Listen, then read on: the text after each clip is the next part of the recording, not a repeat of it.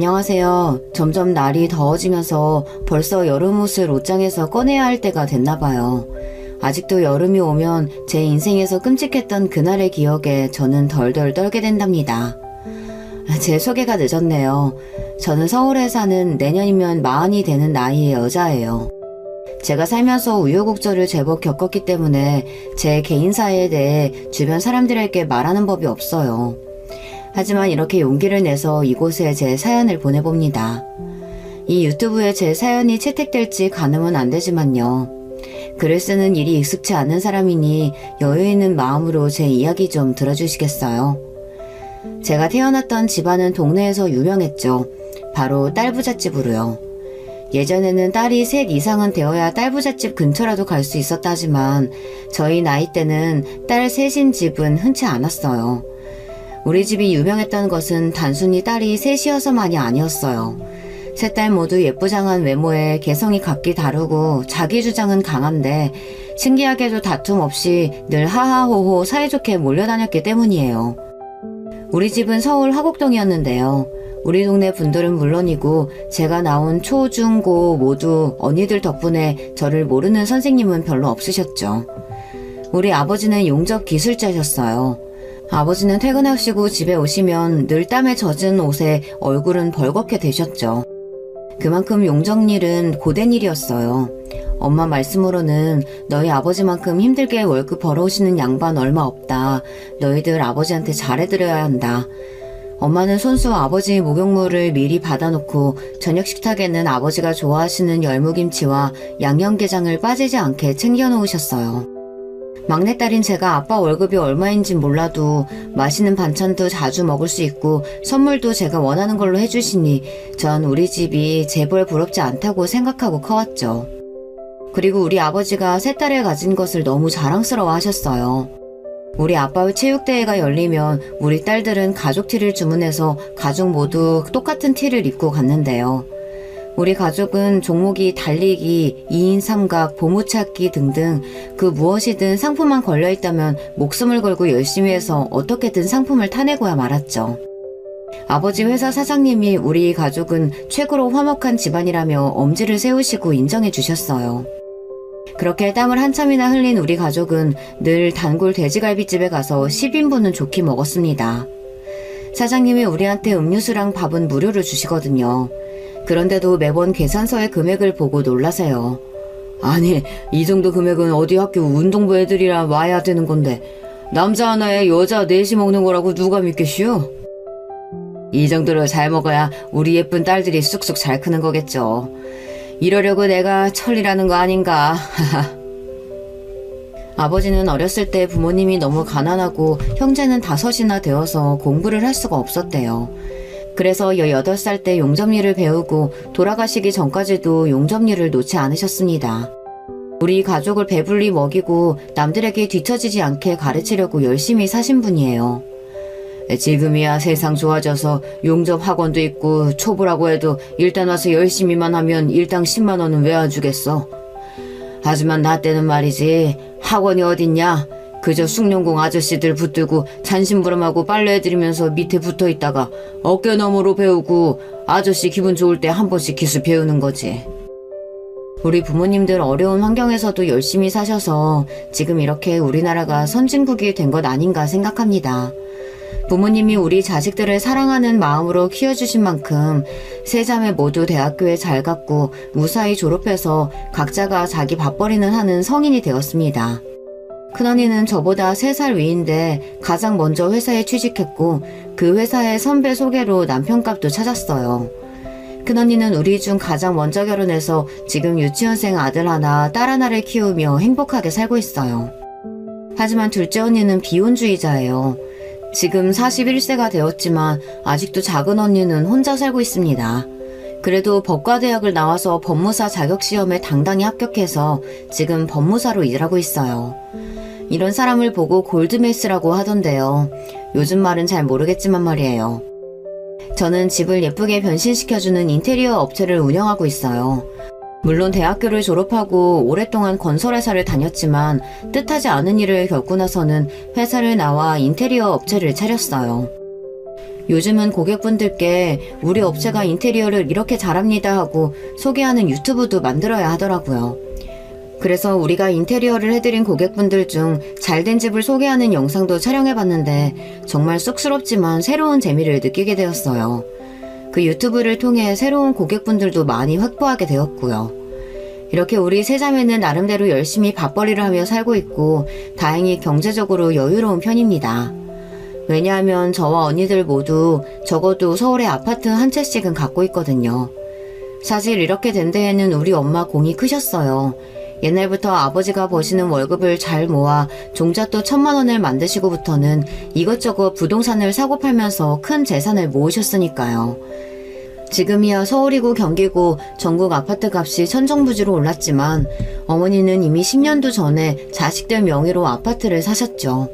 그리고 그때는 지금처럼 비싸지 않았거든요. 너네 대학교 보내고 나서도 맨날 발품 벌어서 아파트랑 상가 보러 다녔다. 그랬더니 보이더라. 돈이 되는 부동산이 말이야.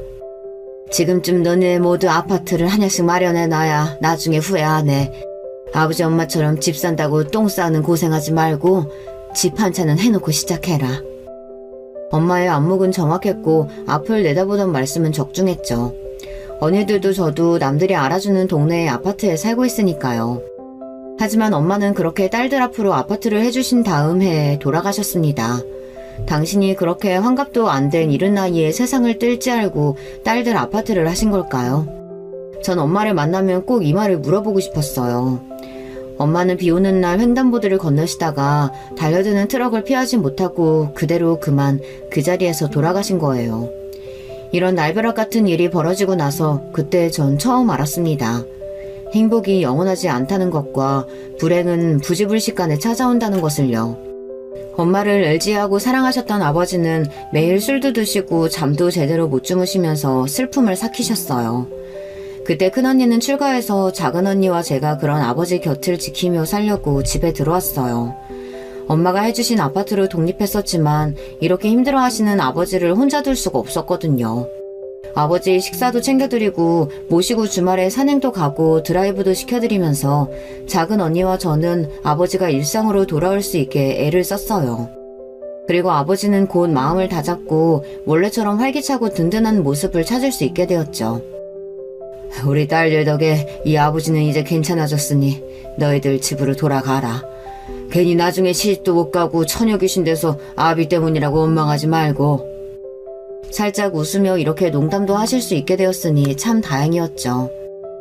고집이 세서 결혼 안 하겠다고 하는 둘째는 포기하더라도 막내 너라도 어서 결혼하면 좋겠는데 하늘에 있는 너희 엄마도 결국 너네 결혼식을 못 보고 갔잖니. 더는 미루지 않았으면 좋겠구나. 제가 막 30을 넘긴 때였으니 아버지가 하시는 염려가 당연할 수 있죠. 하지만 전 눈이 높은 건지 일하느라 다른 정신이 없는 건지 제대로 연애도 못 해봤어요. 그리고 둘째 언니처럼 혼자 사는 것도 괜찮겠다고 슬슬 물들어갔죠. 하지만 저에게도 사랑이 찾아왔어요. 첫째 형부가 보험회사로 이직을 해서 다니고 있었는데 같은 부서에 있는 총각을 소개시켜주겠다는 거예요. 처음에는 형부의 소개팅이라는 게 너무 부담스러워서 거절했어요. 막내 처제, 이 친구 나이도 처제보다 1살 많고 키가 185나 되고 남자답게 잘생겼어. 우리 회사 여자들이 좀 많은데 미호는 물론 유부녀들도 추파를 던진다니까. 그 누구더라? 배우 이정재 닮은 걸로 소문도 났었어. 나 믿고 한 번만 만나봐. 이정재? 이정재 닮은 키 큰 남자라는 얘기에 저도 모르게 홀려서 어영부영 소개팅 자리에 나가게 되었습니다. 그날따라 도로에 교통사고가 있어서 소개팅 약속에 10분쯤 늦었어요. 전 잘 늦는 법이 없어서 허둥지둥 뛰어가서 이정재 닮은 꼴을 열심히 찾았죠. 하지만 어디에도 이정재는 찾을 수 없었어요. 그때 제 뒤에서 동굴에서 울리는 듯한 음성이 들렸습니다. 안녕하세요. 소개팅 나온 유세영 씨 맞죠? 전 조성우라고 합니다. 이 과장님 회사 후배예요. 잠깐만. 이정재라니. 형부 진짜 뻥튀기를 얼마나 한 거야. 이정재만큼 잘생긴 남자는 아니었지만 키도 크고 깔끔한 외모에 옷도 잘 입는 남자였습니다. 그와 대화하다 보니 점차 마음에 드는 것은 그 남자의 동굴에 있는 듯한 느낌의 중저음 목소리였어요. 그리고 성우 씨는 저에게 적극적으로 호감을 표현했습니다. 와, 전 첫눈에 세영씨 알아봤잖아요. 사진보다 더 실물이 눈부시게 예쁘신데요. 건축회사 다니신다더니 무슨 모델인 줄. 여자 키가 왜 이렇게 커요? 170cm도 넘겠다. 어머, 사돈 낱말하세요. 성우씨야말로 185cm는 되겠는데요. 저는 힐을 신어서 그렇지 168밖에 안 돼요. 우리는 첫 만남부터 서로에게 호감을 느꼈고 자주 만나면서 사랑하는 사이가 되었어요. 성우씨는 눈치도 빠르고 매너도 좋은 남자라서 여자들에게 인기가 많을 것 같았습니다. 그런 남자가 제가 제일 좋다고 하니 기분이 좋았어요. 성우씨는 사귄 지 100일도 안 돼서 저에게 깊숙한 이야기를 꺼냈어요. 내가 30대 초반이라서 엄마도 빨리 결혼하길 바라셔. 사실 나 친아버지가 몇 년 전에 갑자기 돌아가셨거든. 그러니까 안정적인 가정을 가지는 것을 나도 바라고 있고. 내가 집을 마련할 때까지 괜히 시간 보낼 필요 없잖아. 세영씨는 이미 30평대 아파트 살고 있으니 그곳에서 우리 신혼살림 꾸밀 수 있겠는데 우리 결혼할까? 저도 친정엄 마를 몇 년 전에 떠나보냈기에 성우씨의 마음이 전달되어 제 마음을 울렸어요. 전 성우씨의 청혼을 받아들여서 우리는 결혼에 이르렀습니다. 혼자 계신 우리 아버지도 언니들도 모두 제 결혼을 축복해 주었어요. 다만 성우씨에게는 홀어머니가 계셨지만 원래 사시던 경기도 안성에 계속 계시고 우리는 서울에 따로 살 예정이니 언니들과 별로 걱정하지 않았어요. 그러게 홀 시어머니의 외아들이 좀 찝찝하지만 대신 다른 시누이나 동서 없는 게 어디야. 아유, 난 우리 시댁에 시누이랑 동서가 제일 밉더라. 우리는 결혼식을 올리고 제가 살던 집에서 신혼생활을 시작했어요. 하지만 행복할 줄만 알았던 결혼생활은 그리 순탄하지 않았습니다. 남편은 보험 설계사인데 출근도 제때 하지 않으니 영업 실적이 좋았을 리 없었어요. 고객들 비위 맞추는 일이 적성에 안 맞는다면서 툭하면 출근하지 않고 집에서 놀고 있고요. 원래 이런 사람이었는데 결혼하고 나니 본색을 드러낸 것인지 어쩐 건진 모르겠지만 남편은 결국 결혼하고 2년 뒤에 회사를 그만두게 됩니다. 단독 100만 원이라도 벌길 바랬었는데 그렇게 백수 생활을 하니까 제 속이 답답했어요. 우리 아기도 가져야 하는데 자기가 이러고 있으면 어떡해. 어서 일 찾아봐요. 알았어. 노력 중이야. 남편은 말은 대수롭지 않게 잘해놓고 무책임하게 그냥 있었어요. 백수 생활을 1년 넘게 하다 보니 보다 못한 형부가 어떤 제약회사에 일자리를 소개시켜줘서 그곳을 다니게 되면서 전 한숨 돌렸습니다. 하지만 남편은 그곳에서 잦은 술자리를 갖고 거기서 만난 여성들과 연락하는 걸 저에게 몇 번이나 들켰는지 몰라요. 그럴 때마다 남편은 제 앞에서 싹싹 빌면서 그저 고객들이라 친절을 베푸는 것뿐이라며 하고 있으니 저도 별수 없이 경고만 하고 넘어갔어요. 남편만 생각하면 허우대만 멀쩡하지 정말 속 빈 강정을 끌어안고 사는 기분입니다. 그리고 또 하나의 걱정거리는 우리의 2세 문제였어요. 32살의 나이에 결혼해서 거의 7년이 지났지만 우리에게는 아이가 생기지 않는 거예요. 전 시험관 시술을 해보고 싶었는데 그나마도 남편은 협조해주지 않았어요. 하늘에서 허락을 안 하는 모양이지. 왜 그렇게 아기 갖고 싶어서 안달이야. 우리끼리 편하게 살면 좋은데 뭘 굳이. 남편은 철없이 이러고 있으니 말이에요. 신기하게도 이렇게 아이가 없으면 시댁에서 재촉하고 성화이지 않겠어요. 그런데 우리 시모는 또 이런 부분에서는 너무 쿨하셨어요. 성우가 시험관 안 하고 싶다는데 뭘 억지로 한다니? 그거 돈도 많이 든다면서. 괜히 하지 마라. 애기 안 생기면 안 생기는 대로 돈 열심히 벌고 재밌게 살면 돼. 참, 그런데 이번 달 용돈은 왜 입금이 아직 안 됐냐? 내가 그런 거 철저하니까 조심하라고 분명히 얘기했을 텐데. 아, 성우씨가 백수라 취직할 때까지 기다려주시면 안 될까요? 무슨 소리라는 거야? 네가 벌고 있잖아. 그리고 니네 친정아빠가 돈 많다면서. 니네 친정에 사정 말씀드려봐라. 그리고 이번 추석에 넌 굳이 안 와도 된다. 성우는 온다고 하지만 우린 제사도 안 지내는데 뭐 너까지 올 필요야 있냐? 그냥 용돈이나 두둑히. 알지? 시모는 다른 시모들과 달리 제가 명절에 안 와도 되고 서로 각자 살자는 주의세요. 하지만 돈에 있어서만큼은 절대 양보가 없으십니다. 시모는 60대 초반으로 젊은 편이셨는데 그래서 그런지 유독 아들과 관계가 돈독해 보였어요. 둘이 쏙닥쏙닥 이야기도 자주 하고 저 없이 남편 혼자 안성에 가서 시모를 보고 오기도 하고요. 그런데 뭔가 효도하고 그렇다기보다 둘이 친한 친구 같은 관계? 아무튼 좀 특이했어요. 그리고 더 특이한 것은 위에 이 집안은 자기 남편이자 아버지의 제사를 안 챙기냐는 겁니다. 설령 기독교 집안이라고 해도 제사는 안 지내더라도 추도 예배를 드리면서 기일을 챙기잖아요. 그런데 이상하게 제가 시댁에 온 7년 동안 시모와 남편은 시부의 기일조차 챙기지 않는 겁니다. 니네 시댁 참 이상하다. 다른 사람도 아니고 시부 제사를 안 챙긴다고? 그런 집은 처음 들어.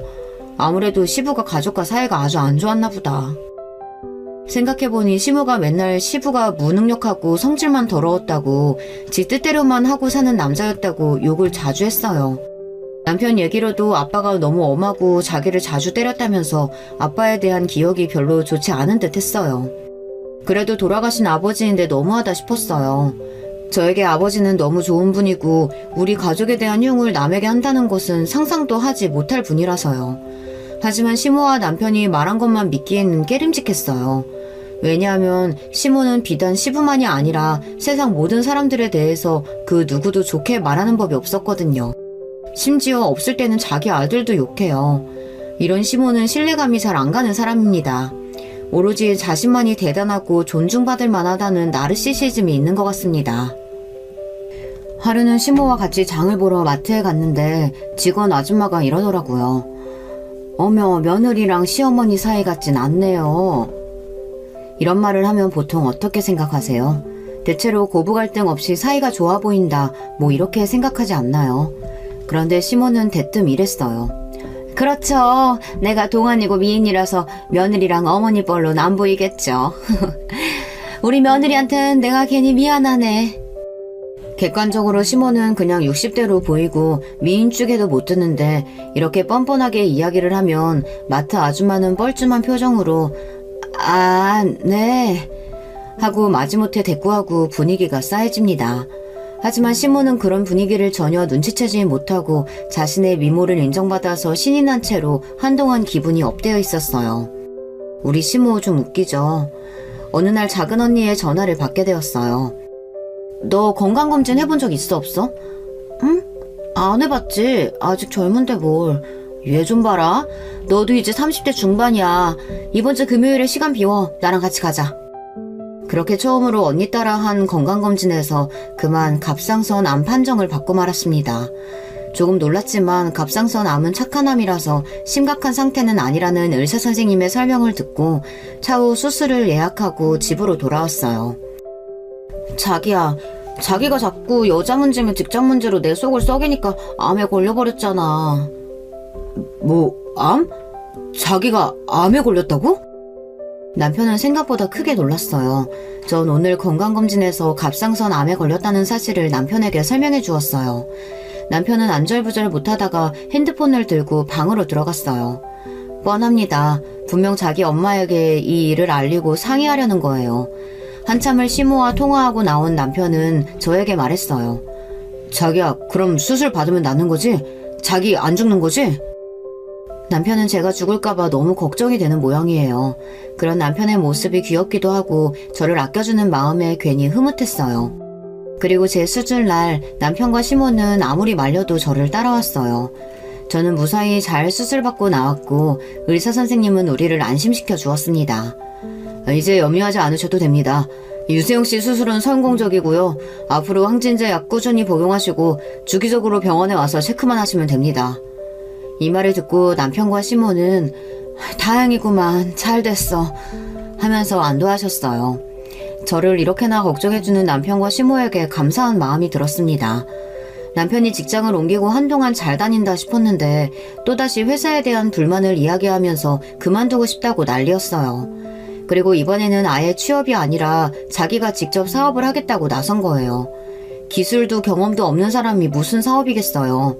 게다가 성실하지 못한 남편이 무슨 돈으로 사업을 한다는 건지 이해가 되지 않았습니다. 제가 창업 자금을 대줄 수 없다고 단호하게 나오니 남편은 급기야 우리 친정 아빠에게 손을 벌렸습니다. 하지만 우리 아빠가 어떤 분이신데요. 조서방이 성실하게 회사 다니지도 못하면서 무슨 사업인가? 미안하지만 나는 신용도 없는 자에게 돈을 1원도 빌려줄 수 없네. 이렇게 남편은 친정아빠에게 혼만 나서 돌아왔죠. 씩씩거리면서 화가 잔뜩 나서는 집에 있는 저도 무시하고 방으로 들어가서 시모에게 바로 전화를 하는 겁니다. 엄마, 뭐 이딴 사람들이 다 있어? 남편이 사업 좀 한다고 하면 도와줘야 할 거 아니야. 그리고 늙은 딸 걷어준 사위 떠닥들지는 못할 망정. 뭐? 1원도 못 준다고? 내가 그 돈 결국 다 받아낼 거니까 두고 보자. 그 노인네 나이가 몇이지? 그 아내도 일찍 비명해서 했다면서 아비도 올해는 못 살겠다. 아들아, 기다리렴. 기다리면 좋은 날 온다. 지금 네가 흥분해서 화내봐야 괜히 일 그르치니까 천천히 계획을 좀 짜보자꾸나. 우린 서로 알지 않니? 이렇게 잔뜩 흥분한 남편도 그를 달래는 시모의 말도 뭔가 정상은 아니었어요. 전 두 사람이 처음으로 좀 무서워졌습니다. 나름대로 잘 살던 저에게 이제 슬픈 인생의 먹구름이 드리워지기 시작했습니다. 갑자기 친정 아빠가 돌아가신 거예요. 아빠에게 반찬을 주려고 들른 큰언니는 아빠가 집에 혼자 쓰러져 있는 것을 발견하고 병원으로 옮겼지만 이미 아빠는 숨을 거둔 상태셨어요. 정확한 사인은 알 수 없어서 그저 심장마비로 돌아가셨다고만 의사는 말했습니다. 아빠의 장례식을 치르면서 우리 세자매는 너무 슬펐습니다. 엄마 장례식 때는 그래도 아빠가 든든히 지켜주셨는데 아빠까지 가버린 이제 고아와 같은 신세가 되어버렸으니까요. 아빠는 69세, 우리 엄마는 62세의 나이로 세상을 뜨셨죠. 요즘 어르신들 평균 수명에 비하면 참 아쉽기만 합니다. 우리 부모님께서 좀 더 오래 살아주셨으면 그게 너무 아쉽고 또 아쉬워요. 언니들과 서로 의지하면서 겨우 아빠의 장례식을 하고 있던 도중 전 믿을 수 없는 이야기를 듣게 되었어요. 장례식장 후미진 곳에서 시모와 남편이 숙닥거리기에 몰래 들어보니 하는 소리가 이랬습니다. 에이, 그 늙은이 잘 죽었네. 내가 사업자금 좀 빌려달라고 하니까 그렇게 뻗대더니만. 쫌생이 구두쇠 영감이 죽어버리니까 내 속이 다 시원하네.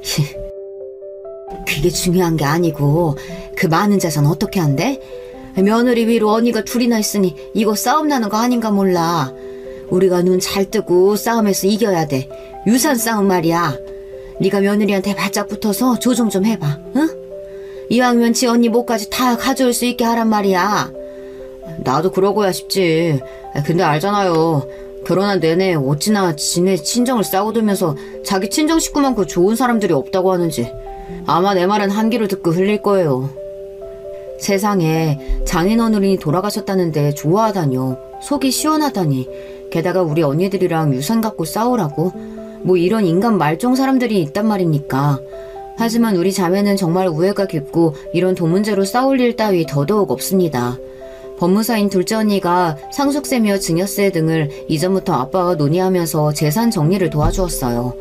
그래서 공평하게 3분의 1씩 아빠의 재산을 나눴고 오히려 둘째 언니는 큰언니가 조카들을 키우느라 돈이 더 필요하다며 미혼인 자신은 괜찮다고 큰언니에게 자기 몫을 더 주는걸요. 장례식을 잘 마치고 2주 뒤 세자매가 모여서 둘째 언니가 하라는 대로 인감증명서를 가져오고 인감도장 찍으라는 곳에 찍고 하니 누구 하나 토다는 법 없이 그렇게 평화롭게 유산 절차를 마쳤습니다. 하지만 10억이 넘는 돈이 제 수중에 들어와봤자 전 그렇게 기쁘지만은 않더라고요. 괜히 우리 부모님 목숨값 같기도 하고 저야 그럭저럭 먹고 살 직업도 있고 아이도 없으니 딱히 돈 쓸 곳도 없으니까요. 그보다 내 소중한 가족이 한 분 한 분 떠난다는 상실감에 기운이 축 처져서 집으로 돌아왔습니다. 마침 남편은 집에 있었는데 저를 보자마자 달려왔어요. 자기야, 어떻게 재산 분할은 잘했어? 우리 얼마나 생기는 거야? 남편은 잔뜩 신이 나서는 그렇게 기분이 좋아 보일 수가 없는 거예요. 난 지금 자기처럼 마음이 그렇게 좋지만은 않아. 아마 10억 정도 내 은행에 입금될 거야. 그 돈이 난 반갑지만은 않은데 어떡하지? 눈물이 또 날 것 같이 울컥하는데. 뭐 10억? 아휴, 우리 이쁜 내 마누라 친정에 복도 많아 돈도 많아. 우리 그 10억으로 뭐 할까? 나 하고 싶었던 그 사업 이제 해도 되겠지? 응? 이렇게 잔뜩 허황된 상상에 젖어 너무 신나 있었어요. 참, 엄마가 자기 오면 꼭 집에 데리고 오라고 했어. 안 좋은 일 지내고 나서 몸이 상했을 거라고 맛있는 보양식 했다고 말이야. 그래도 남편과 시모 같은 제 가족이 있어서 쓸쓸한 마음이 좀 위안받는 것 같았습니다. 그리고 다음날 저는 상상도 못한 일을 겪게 됩니다. 여러분 너무 놀라지 마시고 제 이야기를 잘 따라오셔야 해요. 남편은 집에서 쉬고 싶다는 저를 굳이 시모가 기다리고 있는 시댁으로 데려갔습니다. 시댁에 들어가 보니 시모는 뚝딱거리며 분주하게 부엌에서 요리를 하고 있었어요. 시모는 원래 집안일을 잘 안 하는 분인데 이렇게 저를 생각해서 부엌 일을 하시다니 가슴이 찡했습니다. 아이고 얘야 어서 와라. 애 얼굴 상한 것 좀 봐. 그럴 줄 알고 이 시애미가 너 생각해서 맛있는 식사 준비했다는 거 아니냐. 그래 우리 상속재산은 언제 입금된다니? 어머니 저 때문에 이렇게까지 안 하셔도 되는데 정말 감사합니다. 입금은 정확히 언제 되는지는 모르겠어요. 오래 걸리지는 않겠죠. 아 그래 그냥 궁금해서 물어봤어. 자 방에 가서 좀 누워있어라. 아직 밥 다 되려면 1시간 남았으니까. 전 작은 방 침대에 누워서 금방 잠이 들고 말았습니다. 잠이 들고 나자 우리 아버지가 꿈에 보이는 겁니다. 그것도 얼굴이 퍼렇고 잔뜩 성난 눈으로 저를 노려보며 뒷짐을 지고 서 계셨어요. 분명히 보이는 얼굴이 아버지 얼굴은 맞는데 저에게 저럴 뿐이 아니신데 왜 저렇게 노려보실까 당황하다가 잠이 깨버렸습니다. 그리고 악몽 때문인지 식은땀도 나고 찌르는 듯한 두통이 생겨서 더 누워있을 수가 없었습니다. 목이 타는 듯한 갈증까지 느껴져서 침대에서 일어나 물 한 잔 마시려고 부엌으로 가고 있는데 또 그 쑥덕쑥덕 하는 소리가 부엌에서 들려왔어요. 본능적으로 저는 부엌 입구 벽에 몸을 숨기고 그 소리에 귀를 기울였습니다. 며느리 쟤 지금 자고 있는 거 맞지? 그동안 며느리 저것이 친정아빠 믿고 거만하게 구는 꼴을 어떻게 참았는지 아니? 바로 이날만을 기다린 거야. 당연하죠.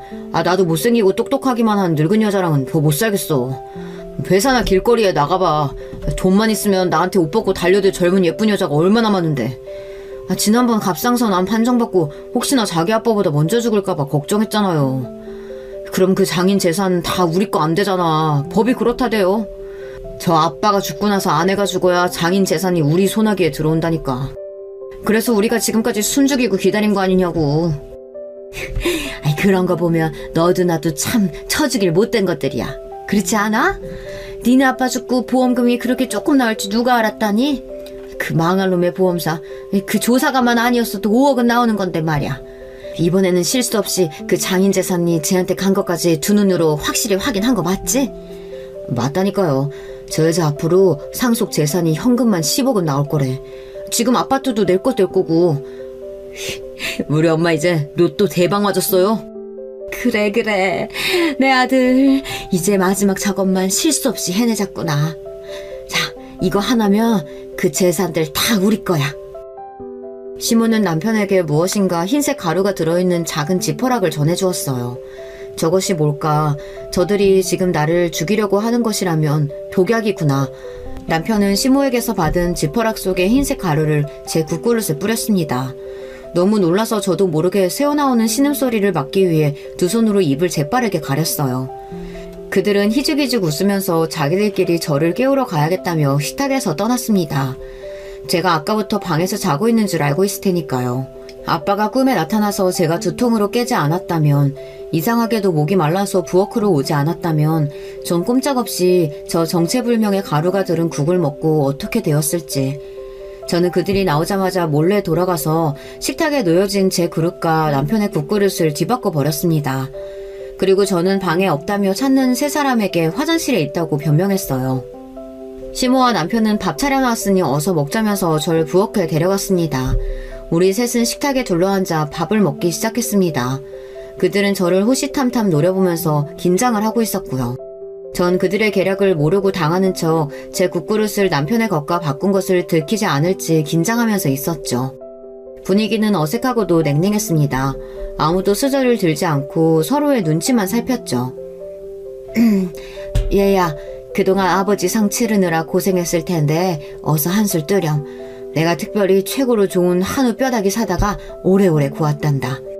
다 너 건강하라고 말이야. 어서 먹어봐. 뭐? 더 건강하라고? 나를 죽이려고 몰래 약까지 타놓고서 저렇게 말하는 시모가 정말 악마처럼 보였습니다. 하지만 저는 이성의 끈을 놓을 수 없었어요. 아무것도 모르는 피해자처럼 연기를 하며 저는 숟가락을 들었습니다. 제가 먼저 먹어야 그들이 안심하고 자기들이 준비한 독약을 스스로 먹을 테니까요. 저는 손이 약간 떨렸습니다. 어머님, 제가 오랫동안 고생했더니 심신이 모두 허약해졌나 봐요. 어머니가 주신 곰국 먹고 건강해질게요. 감사합니다. 이렇게 말하면서 국을 한 숟갈 떠먹었습니다. 그리고 밥까지 말아서 억지로 퍼먹었죠. 이윽고 제 앞에 있는 밥과 국은 반절이나 먹고 고개를 들었습니다. 시모와 남편은 두 눈을 크게 치켜뜨고선 제가 밥 먹는 모습을 지켜보기만 했어요. 정말 그것은 사람의 것이 아니었습니다. 늑대, 악어, 호랑이, 그런 야수의 무서운 눈도 아니고 귀신 같은 눈이었어요. 그렇게 흉악하고 무서운 눈은 처음입니다. 왜 저만 보고 두 분은 식사 안 하세요? 어머님, 당신도 먹어요. 국이 정말 맛있어요. 제 말에 안심한 두 사람은 열심히 밥과 국을 먹기 시작했습니다. 엄마, 진짜 곰국 맛있네요. 아주 진국이야. 이렇게 웃는 얼굴의 남편을 보고 저는 뒤로 칼을 갈았습니다. 그래, 맛있지? 그게 바로 당신이 준비한 그 독약이 든 국이야. 그리고 저는 그 자리에서 서둘러 일어났습니다. 속이 좀 울렁거리고 머리에 두통이 일어나네요. 아무래도 체했나 봐요. 바깥바람 좀 쐬고 와야겠어요. 두 분은 마저 식사하세요. 저 산책 좀 하고 돌아올게요. 실제로 독약을 먹지 않은 제가 그 둘 앞에 멀쩡히 있다면 그들이 눈치채고 저를 어떻게 해야 할지 모르니 전 그 자리에서 나오고 싶었습니다. 제가 어지럽다면서 머리를 부여잡자 독약의 효능이 돌기 시작했다고 느껴서인지 시모는 아주 반기는 얼굴로 말했습니다. 그러냐? 그래. 밖에서 좀 걷다 보면 채기가 내려갈 게다. 어서 나가서 좀 돌아다니고 와봐. 그리고 전 차키와 지갑을 들고 집을 나가서 바로 차에 올라탔습니다. 이렇게 나가면서도 전 뒤를 계속 돌아봐야 했어요. 남편과 시모가 눈치채고 절 쫓아올까봐 두려웠거든요. 차를 몰고는 곧바로 인근 경찰서에 갔습니다. 경찰서의 문을 열고 들어가자마자 저는 처음으로 날숨을 크게 쉬었어요. 너무 무섭고 긴장해서 숨 쉬는 것도 까먹은 듯 했어요. 이제 안전하다는 생각이 들자 긴장감이 풀리고 그대로 경찰서 바닥에 주저앉고 흑흑하고 울기 시작했습니다. 제 모습에 놀란 경찰서 안에 몇몇 경찰관들이 저를 부축해서 의자에 앉혀주었어요. 아니, 무슨 일 당하신 겁니까? 하지만 너무 놀란 제 가슴은 쉽게 진정되지 않았어요. 저쪽으로 걸어온 여자 경찰관이 냉수 한 컵을 저에게 가져다 주었어요. 큰일 당하셔서 너무 놀라신 모양이군요. 여기는 경찰서라서 선생님은 이제 안전합니다. 마음이 진정되면 그때부터 천천히 무슨 일이 있었는지 진술해주세요. 그리고 제 등을 쓸어 내려주고 덜덜 떠는 저에게 담요를 덮어주었습니다. 시간이 좀 지나자 저는 가까스로 입을 열 수 있었고 제 말을 듣던 경찰들 모두 경악했습니다. 전 살인을 당할 뻔했습니다. 어떻게 겨우 빠져나왔지만 어쩌면 지금 집에는 누군가가 저를 대신해서 죽었을지도 몰라요. 경찰들은 곧바로 수사팀을 꾸려서 시모 집에 들이닥쳤습니다. 그리고 경찰들이 마주한 광경은 바로 고통으로 몸부림치며 몸에 격렬히 일어난 남편이었습니다. 남편 옆에서 시모는 도대체 어떻게 된 일이라? 아니 이게 무슨 일이냐? 아들아 이를 어째? 하며 당황해서 서 있기만 했대요. 경찰들은 구급차를 불렀고 시모는 현장에서 바로 살인 용의자로 체포되어 경찰서로 연행해 갔습니다. 그리고 혼수 상태에 빠진 남편은 구급차 안에서 결국 숨을 거뒀습니다. 몇 시간 전만 해도 저를 죽이고 제 돈을 가로챌 생각에 희죽이던 남편이 이렇게 싸늘한 주검이 되어버린 것을 보고 허탈해하며 탄식을 했습니다. 그리고 제 아버지 장례식이 있고 얼마 안 돼 남편 장례식을 준비해야 했어요. 하지만 전 저를 죽이려고 했던 남편의 장례식을 제대로 할 자신이 없었죠.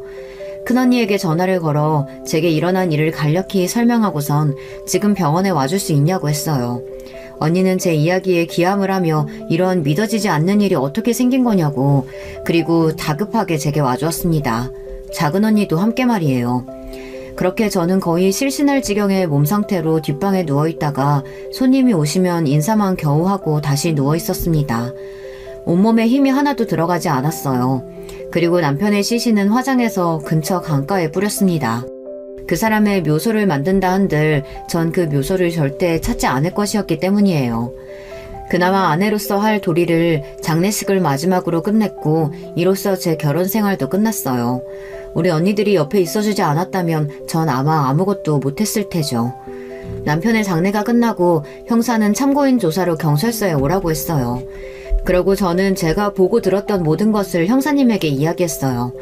형사는 성실하게 조사에 참여해줘서 고맙다고 했습니다.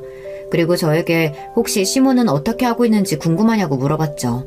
저는 가장 큰 잘못을 한 범죄자니까 응당 감옥에 바로 가는 것이 아니겠냐고 말했어요. 형사는 박자옥 씨, 그러니까 시모는 자기 아들의 살해 용의자이기도 하지만 그 외에 여죄 가능성이 있어 조사가 길어질 것이라고 했어요. 시모가 나를 죽이려다가 남편을 죽인 게 다가 아니라니, 그런 일이 더 있었다고? 이제 형사들이 시모를 취조했던 이야기를 제가 들려드릴게요. 자, 이제 조서 작성할 겁니다. 여기 이름하고 주민등록번호 대세요. 박자옥, 주민번호는... 이봐요 형사, 우리 아들 그렇게 된 건 내가 한 게 아니라니까? 그건 일단 조사해보면 밝혀질 문제고, 그리고 피해자 신상하고 관계. 왜 이렇게 일이 꼬인 거야? 내 아들이에요. 이름 조성우, 40세. 주민번호는... 이거 아주 악질 존속살인이네. 그러니까 구급차에 실려간 아저씨가 아들이란 말이죠? 왜 죽였어요?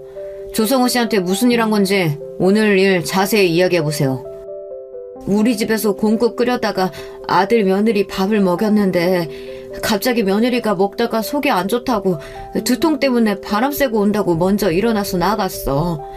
그러고 몇 분 지나니까 아들이 머리가 너무 아프다면서 누워서 굴러대는 거야. 어지럽고 숨이 잘 안 쉬어진다면서 괴로워하고 발작까지 일으키면서. 나 내가 왜 이러나 싶어서 그냥 옆에 있었는데 갑자기 형사들이 우리 집을 들이닥쳤어. 그게 이상하단 말입니다. 주성우 씨 사체 부검 얘기로는 청산가리 중독에 의한 심장마비 사망인데 아마도 약을 먹은 지 좀 지나서 구급차를 탔다고 하네요. 아들이 그렇게 위중하면 바로 119 부르는 게 정상적인 엄마 아닙니까? 그야 뭐 사람이 너무 당황하면 경황이 없어서 그럴 수 있는 거지. 말 흘리지 마세요. 당신은 당황한 사람이 아니라 난체하면서 정신도 또렷한 상태였어. 아마 당신이 먹인 청산가리로 아들이 그렇게 되니까 병원에도 못 데려갔겠지. 당신의 범죄가 세상에 드러날까 봐서 말이야. 안 그래? 형사는 책상을 팡 치면서 시모를 겁주듯이 말했습니다. 하지만 시모는 눈 하나 깜짝 안 하고 겁을 먹지도 않는 독한 여자였답니다. 그런데 말이야, 형사 양반. 어떻게 알고 형사들이 우리 집에 왔어? 혹시 누가 날 신고했어? 내 며느리? 유세영 씨 제보 받고 왔습니다. 유세영 씨 얘기로는 당신이 국에 흰색 가루 넣는 걸 보았다고 하던데 그게 뭡니까? 조성우 씨의 직접 사연인 청산가리겠죠. 안 그래요? 어차피 지금 증거물품에서 다 나올 거니까 박자옥 씨 진술이 없어도 우리는 밝혀낼 겁니다. 하지만 이런 식으로 자백하지 않는다면 아주 무거운 형량이 나올 거예요. 그것이 봤다 이 말이지? 그럼 아니 왜 그녀는 멀쩡하고 내 아들이... 알 수가 없네. 남편처럼 일이 쉽게 안 돼버렸어. 뭐라고요? 역시 이번 살인이 처음이 아닐 수 있겠다 생각은 했는데 설마 당신 남편 사망 사건도 관련이 있는 겁니까? 이렇게 시모는 혼자 중얼거리다가 시부가 사망했던 사건도 추가로 조사하게 된 거예요. 그리고 그 실상이 만천하에 드러나게 된 것이었어요. 얼마 뒤 형사의 전화를 받고 나서 제가 가족이라 믿었던 남편과 시모의 실체를 알게 되었습니다. 형사들은 약 10년 전에 벌어진 시부의 사망 사건도 역시 계획살인한 것으로 가닥을 잡고 수사를 하는 도중 당시 시부의 사고사를 담당했던 보험조사관이 수사에 협조를 했습니다. 그 보험조사관도 그 둘이 시부를 사고사로 위장했던 것이라면서 당시 자신이 조사했던 자료와 증거들을 경찰에게 넘겨주었어요. 시모가 하던 얘기로 시부는 엄격하고 시모와 남편을 학대했다고 들었지만 조사관이 조사했을 당시 동네 주민들은 오히려 시부를 법 없이도 살 사람이라고 칭찬했다고 합니다. 그리고 그런 반듯한 사람이 이상한 아내를 만났고 아들도 지 애미를 닮아서 고생이 많다고요. 동네에서 시모와 남편은 문제가 많다며 이웃들에게 손가락질을 받았대요. 시모는 여자들과 사소한 일로 머리채를 잡고 손찌검을 하면서 싸우는 일이 잦았고 심지어 돈이 많은 호라비를 꼬셔내다가 시부에게 걸리기도 했대요. 남편은 어릴 때부터 애들에게 심한 장난을 치고 괴롭히기도 해서 시부가 피해당한 아이 집에 사과하기 일쑤였다고 합니다. 그러다가 시부가 이들에게 살해당하기 바로 전날의 일이었습니다. 남편의 할머니가 치매 증상을 앓으면서 시부의 형님 댁에서 함께 지내셨는데 돈이 궁했던 시모와 남편이 할머니를 찾아갔대요. 당시 시아주버님 댁 가족들은 마을 잔치가 있어서 출타한다는 것을 미리 알고 성취하는 자기 할머니가 혼자 있을 때 시아주버님 집에서 돈과 금품을 훔쳐 나오려고 했던 것이죠. 그때 할머니는 멀쩡한 정신으로 이 두 사람을 발견하고는 지팡이를 막 때리면서 혼내셨대요. 이 도둑놈들이 세상에 어디라고 들어와서, 에휴, 내가 둘째 며느리 네가 금수 같은 건 알고 있었다면 이제 손주까지? 니들 가만히 둘 줄 아냐? 당황한 시모와 남편은 할머니의 지팡이를 빼앗아서 할머니의 머리를 몇 대 치고는 그 집에서 도망쳐 나왔다는 것입니다. 그리고 할머니가 쓰러져서 이후 가족들이 발견하고는 병원으로 모셨지만 의식을 차리지 못하신 겁니다. 시부는 이 소식을 듣고 바로 시모와 남편을 의심하며 추궁했습니다. 진짜로 니들이 한 기가 사람 인두겁을 쓰고 그럴 수는 없다. 내가 믿기지가 않아가 다시 한번 묻는다. 니들이 우리 형님 집에 침입해서 돈 훔쳐내려다가 내 어머니 해한 거 맞나? 처음부터 딱 잡아댔던 두 사람에게 아까 니들 둘이 하는 얘기 내 뚝띠 들었다 안 하나? 이래도 부정할 끼가. 급기야 시부는 빗자루를 들고 남편을 개패듯 때렸대요. 그리고 시모는 그런 남편을 말리면서 자신들이 저지른 죄로 실토했다고 합니다. 시부는 실토를 듣고 털썩 주저앉아서 망연자실해하며 내일 아침 박는 대로 니들은 내랑 경찰서 가자. 가서 니들이 한 짓 자수하고 죄값 받자. 니들 옥바라지는 내가 해줄 테니 세 사람 돼서 나오거라. 내 어머니를 그렇게 만든 게 내 식구들이라고. 지들 시음이를 친할머니를 왜... 이러고 시부는 괴로운 마음에 술을 계속 마셨다고 합니다. 하지만 시부는 다음날 아침 경찰서에 가지 못했습니다. 다만 다리 아래로 추락한 채 싸늘한 시신이 되어 경찰들에게 발견되었어요. 시모와 남편은 죽어도 자수할 사람들이 아니었습니다. 오히려 자기들의 범죄를 알게 된 남편 그리고 아버지를 죽일 계획을 세웠죠. 과하게 술에 취해 몸을 가누지 못하는 시부를 시모와 남편은 산책을 나가자고 거의 없다시피 끌고 가서는 그만 인근 냇가의 다리 위에서 밀쳐 떨어뜨린 거예요. 다음날 인근 주민의 신고로 남편이 발견되어 경찰들이 사망 원인을 조사했지만 사실 너무 뻔해 보였습니다. 시골에서 술 먹다 실족사하는 경우는 흔하니까요. 그렇게 시부의 죽음은 사고사로 종결되었고 시모와 남편은 시부 앞으로 나온 퇴직금과 시부가 모아놓았던 적금을 깨서 한동안 잘 먹고 놀았다고 합니다. 이 돈으로 스키장도 가고 또 백화점에서 수백만 원씩 쇼핑도 하며 흥청망청 썼대요. 그나마 시부가 계실 때는 이들의 방탕함을 자제시켰는데 이제 자기들 세상이라며 고삐 풀린 망아지처럼 저들 하고픈 대로 하고 산 거죠. 그 돈으로도 부족했던지 시부의 사망보험금도 수령하려고 했는데 이들을 수상하게 여긴 보험조사관이 막았다고 합니다. 그리고 시모는 남편한테 그랬대요. 야 아들아, 너 괜한 머리 대학서 공부한다고 쓰지 말고 그냥 보험회사에 취직이나 해라. 네가 보험사에 가면 우리가 보험금 잘 타먹을 방법을 알 수 있을 거 아니야. 그래서 남편은 전공과 상관없는 보험회사에 취직해서 다니다 몇 년 뒤 저를 형부 소개로 만나게 된 것입니다. 이렇게 두 사람은 저를 죽이기 전까지 함께 살인을 모의했던 살인자였던 거죠. 형사는 한숨을 쉬며 저에게 이야기했습니다.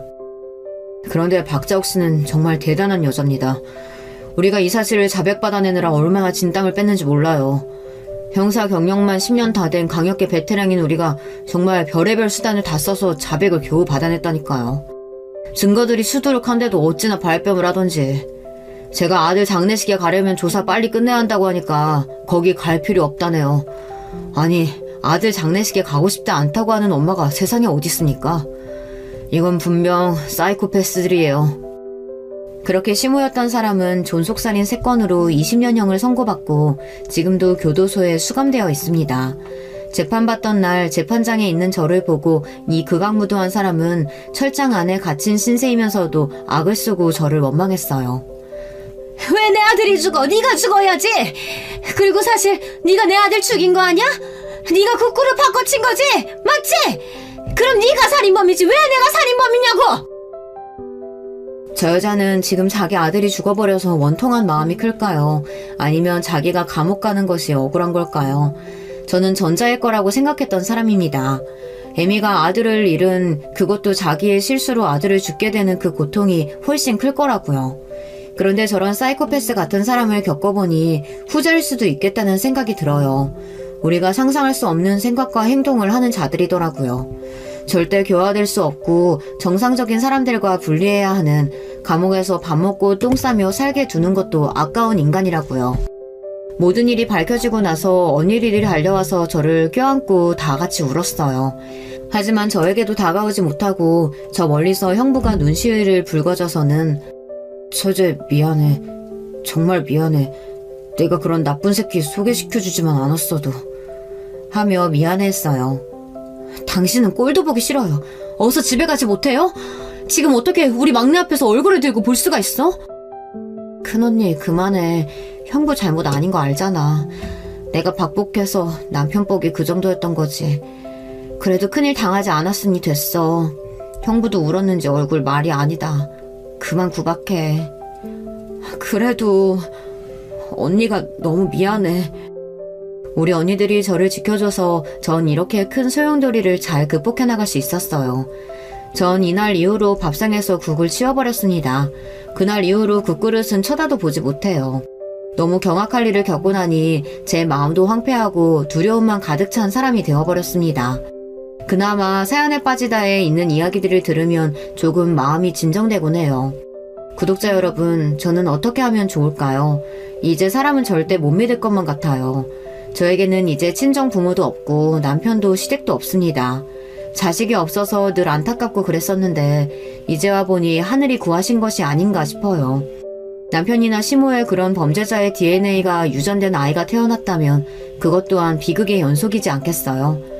저는 크나큰 범죄에 휘말렸던 트라우마를 극복하면서 겨우 지내게 되었습니다. 이렇게 제 이야기를 공개적인 곳에 보내게 된 것도 제겐 많은 용기가 필요했으니까요.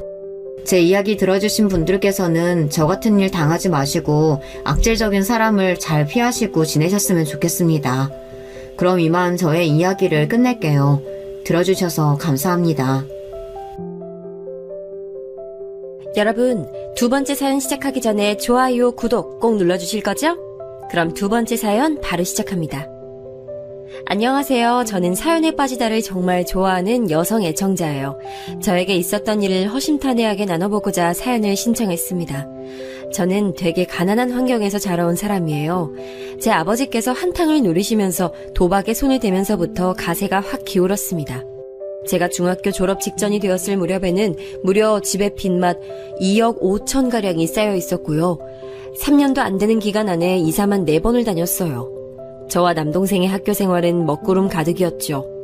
일가 친척들 전부 하나 둘 저희 가족과 점차 멀어지더니 어느 순간부터는 아예 인연을 끊게 됐어요.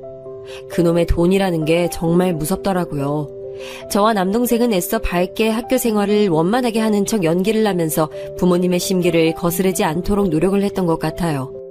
둘이서 서로 그렇게 하자고 약속을 한 것도 아니었는데 자동으로 그런 포장을 하게 되더군요.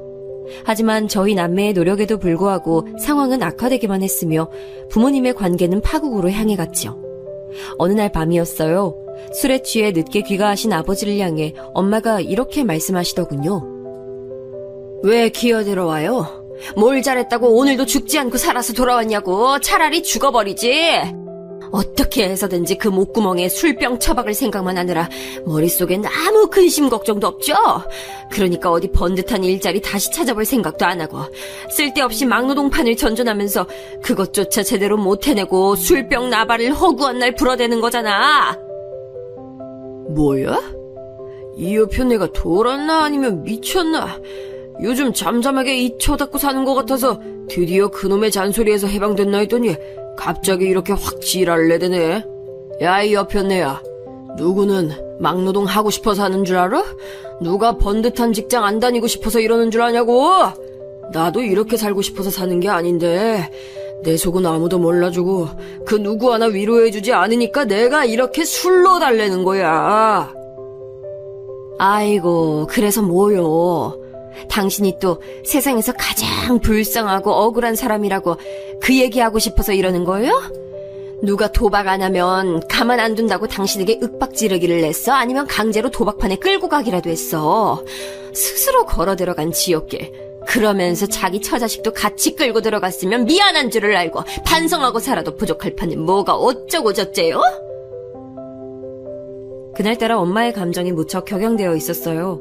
단칸방과도 같았던 좁은 집, 자는 척하면서 이불을 뒤집어 쓰고 누워있던 남동생과 부모님께 차마 교복 구입 이야기를 꺼낼 수 없어서 고개를 떨군 저에게 엄마의 그 울분에 찬 감정이 그대로 전달되어 오더군요. 엄마가 악다구니를 쓰시는데 되려 아버지는 기가 막히다는 듯이 너털 웃음을 터뜨리셨고 그것을 도화선으로 두 분은 그날 밤 미친 듯이 서로에게 저주에 가까운 악담을 퍼부으시며 부부싸움을 하셨습니다. 어느새 저와 남동생은 구석에 함께 웅크려서 몇 시간 동안 덜덜 떨고 있었고요. 이웃 중에서 누가 신고를 했나 보더라고요. 끝내는 경찰이 와서 부모님을 중재했습니다. 이것을 아버지는 무척 수치스러워 하셨어요. 그때 경찰이 나한테 와서 뭐라고 했던 줄 알아? 선생님이 빚을 많이 지신 거면 가족들에게 잘하고 사셔야죠. 이렇게 훈계질을 하더라. 내가 살다 이제는 경찰에게까지 그런 소리 들어야겠어? 저는 지금도 아버지가 왜 그 일로 그렇게까지 분개하신 것인지 정확한 이유를 알지 못합니다. 하긴 아버지를 이해할 수 있을 것 같았으면 도박판을 전전하신 것도 제가 이해할 수 있었겠네요. 아버지는 피해의식과 자기 연민에 사로잡혀 계셨고 그 모난 심정을 가까운 이들에게 쏟아내셨어요. 엄마와 저희 남매에게 말이죠. 왜 날 그렇게 쳐다봐? 그 무시하는 눈빛은 뭐야? 딸년이라고 있는 게 감히 하늘 같은 아버지를 무시해? 아니에요. 저 아무 생각 없이 그냥 쳐다본 것 뿐이에요. 뭐야? 아무 생각 없이? 너 그거 나를 본격적으로 무시해야겠다는 뜻이지? 야, 이 배은망덕한 거사. 내가 없었으면 넌 이 세상에 나오지도 못했는데 그 은혜를 모르고 나를 경멸하고 멸시하는 눈을 풀하려? 여차하면 경찰 부르면 된다 이거야? 그날도 경찰 부른 거 이제 보니까 너지? 네가 나 잡아가라고 경찰에 신고한 거지? 제가 그런 거 아니에요. 그리고 아버지 잡아가려고 경찰이 온 것도 아니었잖아요. 새벽에 하도 시끄러우니까 신고가 들어가서 경찰이 온 거였죠. 사실은 정확히 아셔야 할 것 같아요. 네가 지금 나를 가르치려고 들어? 이제는 딸년이 나를 훈계하고 자빠졌네. 내가 자식들을 혹 키웠네. 자기 아버지 공경하도록 귓방망이 한 대씩 때마다 후려쳐서 키웠어야 했는데 내가 잘못 키웠어? 씩씩거리시던 아버지는 몇 없던 집안 살림마저 깨부수며 발작하듯 난리를 치셨고 저보다 어려도 남자랍시고 남동생이 그런 아버지를 말리고 막아서느라 용을 써댔지요. 식당 일을 내도록 하시느라 파김치가 되신 상태로 귀가하신 엄마는 집안의 상황을 보시고는 참담한 표정을 감추지 못하셨어요. 이런 일상이었습니다. 그래도 참고 살았다는 점이 언젠가 쥐구멍에 벼뜰 날이 있을 거라고만 생각하며 견디기만 했다는 점이 저희 가족이 얼마나 무지했으며 절망적인 상황에 푹 절여져 있었는가를 보여주는 지점이라고 생각해요. 성인이 된 이후에 남들에게 이런 이야기를 일부라도 털어놓으면 다들 의아해하면서 도박 중독자였던 데다가 술고래였던 아버지를 욕하기보다는 엄마와 저희 남매를 우습게 보더라고요. 그걸 처음 겪었을 때 얼마나 충격적이었는지 몰라요. 아르바이트 하면서 친해졌던 어떤 언니가 저에게 그랬었어요. 너희 어머니 진짜 이상하신 분 아니야? 진작에 이혼을 하든지 그게 어려우면 어디 멀리 야반도주라도 해서 자식들 지키셨어야지. 그 정도면 남편을 너무 사랑하셔서 자식들 포기한 수준 같은데? 너랑 네 동생 진짜 불쌍하다. 뭐? 그런 거 아니야 언니. 우리 남매가 모두 학생이어서 학교 문제도 있었고 그런 것 때문에 아버지와 관계를 딱 끊어내고 멀리 도망쳐서 산다든가 이런 건 생각하기 어려웠어. 우리 남매 때문에 우리 엄마가 정말 많이 인내하고 참고 그러면서 사신 거야. 와, 이제 보니까 너희 남매도 대단하다. 자식들이라도 똑부러지고 현명했으면 상황이 그렇게 안 됐을 텐데. 남매가 나란히 멍청한 바람에 엄마 도와주지도 못하고 지냈구나? 이래서 무지도 죄다라고 하나 봐. 저는 그때 타인에게 저희 집안 이야기를 나눈 게 처음이었기에 제3자의 시각에서는 저희 가족이 어떻게 보일지를 상상조차 못하고 살아왔었거든요. 그래서 정말 큰 충격을 받았어요. 남들의 눈에는 어쩌면 잘못을 저지른 아버지보다도 더 거슬려 보이는 게 엄마와 저희 남매일지도 모른다는 생각을 처음 해보니까 피가 차갑게 식는 느낌이었습니다. 그렇게 지독한 일상을 보냈으면서도 저희 가족은 여전히 네 식구가 함께 살아온 상태였고요. 남동생이 성인이 된 시점에서 빚은 1억이 좀 넘게 있는 상황이었어요. 개인 회생이니 파산이니 하는 것들을 다 끼고 나서야 그 정도의 금액으로 줄일 수 있었죠. 대단한 공부머리가 있는 것도 아니었기에 당연히 저나 남동생이나 대학 진학은 포기한 지 오래였고요. 그저 빨리 고등학교를 졸업해서 본격적인 돈벌이에 뛰어들고자 하는 생각밖에 없었던 것 같네요. 저는 20살이 되자마자 생산직 일을 시작했다가 2년을 채운 뒤에는 단순 사무직과 서비스 직종의 아르바이트 일을 병행하는 것으로 했습니다. 버는 것 중에서 제 자신을 위해 들어가는 것은 거의 없었네요. 빚 갚는 데 쓰였고 가족 생활비로 들어갔죠. 부모님의 관계는 최악이라는 단계를 넘어서서 이제는 딱딱한 화석이 된 상태였어요. 엄마의 감정이 유독 격양되었던 경찰이 들이닥쳤던 그날 밤 이후로 부모님은 부드러운 대화를 단 한 번도 나눠보신 적이 없었어요. 희한한 점이 저나 남동생이나 그런 부모님을 안타깝게 여기면서 우리가 더 잘해야 한다 이렇게 생각했다는 점이에요. 집안 분위기를 살피는 게 습관이 되고 부모님의 관계를 걱정하는 게 일상이었기 때문에 나이가 더 들어서도 계속 그런 식으로밖에 생각을 못했던 듯 싶네요. 자라온 환경에 따른 일종의 세뇌 같은 것이었지요. 아버지는 늘 애증의 대상이었어요. 애증이란 애정과 증오가 합쳐진 것이죠. 그러니 집안을 말아먹은 증오스러운 아버지에게 항상 한 줌의 애정이 남아있었다는 얘기가 됩니다. 도박으로 집이 망했을 때부터 장장 10년의 세월, 그것을 지나오자 끝이 보였어요. 그 끝은 바로 상상도 못한 것이었지만요. 여보세요? 네, 김석대. 저희 아버지 성함 맞는데요. 누구세요? 병원이라고요? 저희 아버지가 지금 사고를 당해 병원에 계시다고요? 갑작스러운 소식, 바로 아버지의 죽음이었습니다. 음주운전 차량에 치여서 손썹을 도리도 없이 너무나도 허망하게 떠나셨어요. 이렇게 허무한 끝이었다면, 이럴 걸 알았다면 당신이 지난 세월을 그렇게 살았을까? 나와 우리 애들도 그렇게 살았을까? 이렇듯 허무하게 가버릴 거였다면 10년 전에 진작 떠났어야지. 왜 도대체 못하러 더 살아서 자기 처자식을 개고생시킨 거야? 대답해, 이 나쁜 놈아. 엄마, 그런다고 이미 돌아가신 아버지가 다시 눈을 뜨는 것도 아니잖아요. 진정하고 우린 이제 우리 인생 살아가야죠. 밥이라도 한술 뜨세요. 어제부터 물 한 모금 제대로 넘기시지 않았잖아요. 그러다 몸 상해요. 아버지의 죽음 앞에서 엄마는 극도의 허무함에 빠져버리셨고 제가 그런 엄마를 애써 추슬러 드렸습니다. 담담한 저를 보면서 엄마는 내심 놀라신 듯 의외라는 눈빛을 보내오셨던 것 같아요. 이전에 이미 아르바이트 현장에서 그 언니의 촌철살인을 겪었던 입장으로서 저는 담담하게 굴 수밖에 없었던 듯 싶어요. 너무 오래 우울하고 힘든 일상을 쳇바퀴 돌듯 살아오며 절여졌기에 깨우치지 못했을 뿐 아버지의 죽음이 비극적이기만 한 것은 아니라는 사실을 저는 이제 은연중에 느끼고 있는 상태였습니다. 살아온 길이 있는데 사람 바뀌기가 쉽지 않더라고요. 엄마는 여전히 뭐에 억눌리신 것 마냥 좀처럼 자유롭게 살지 못하셨고 남동생도 마찬가지였죠. 그래서 제가 매사에 기운 넘치는 척, 긍정적인 척, 피나는 노력을 많이 했던 것 같아요. 그러나 속내는 그럴수록 많이 지쳐가고 있었죠.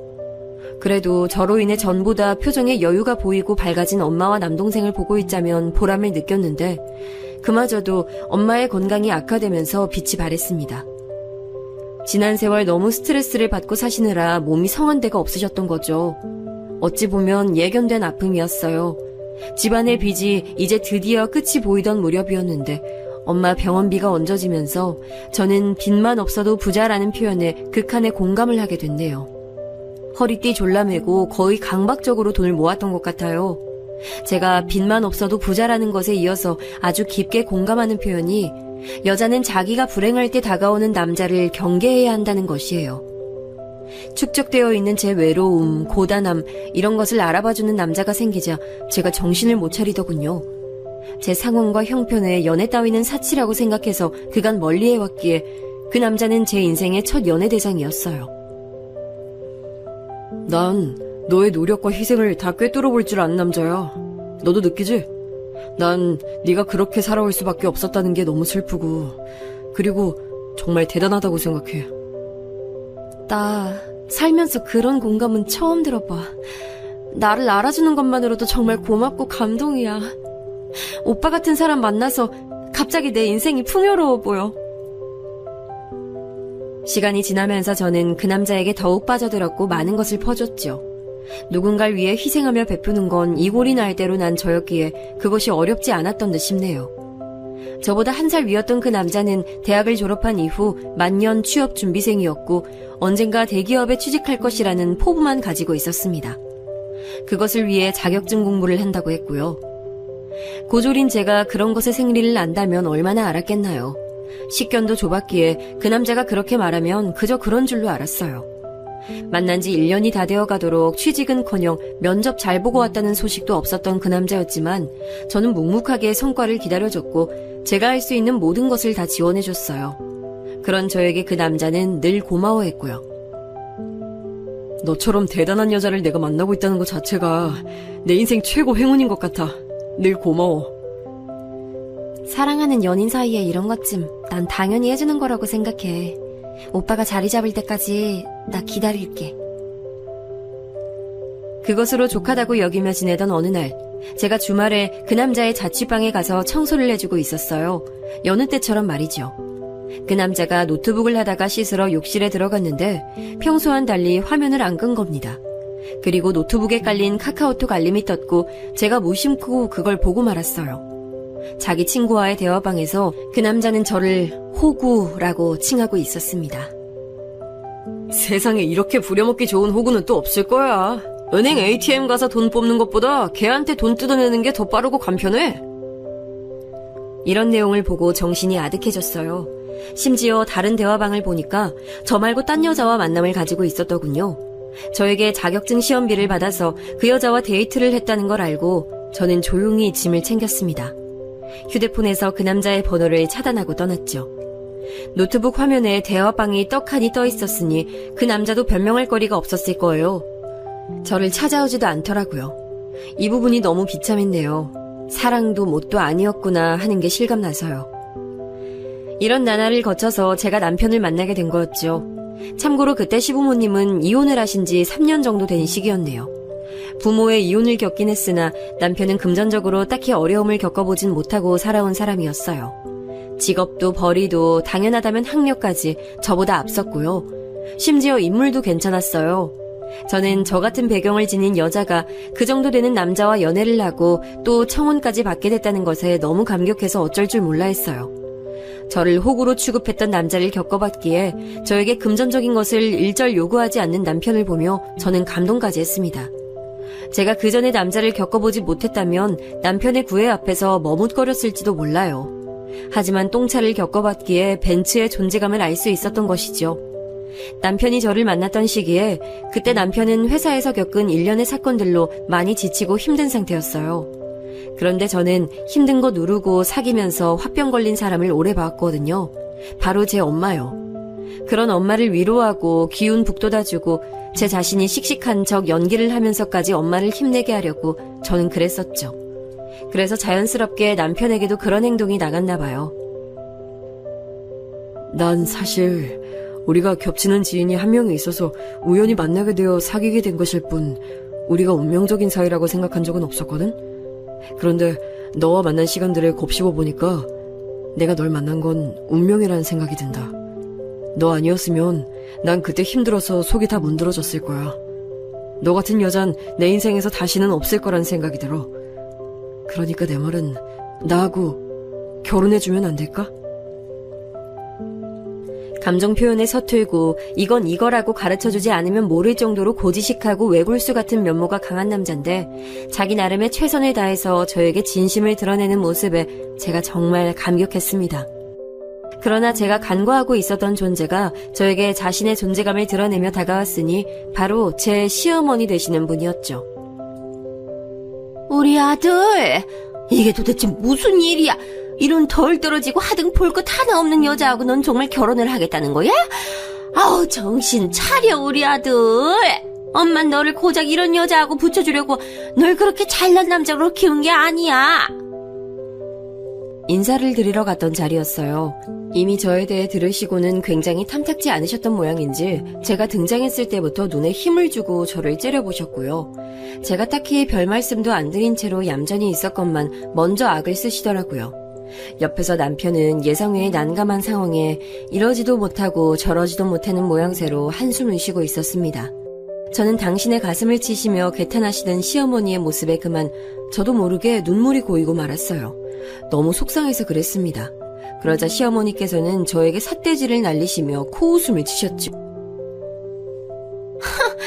아들, 자, 이것 좀 봐라. 이런 식으로 나오지도 않는 눈물 짜내려고 애쓰는 여자들 있지?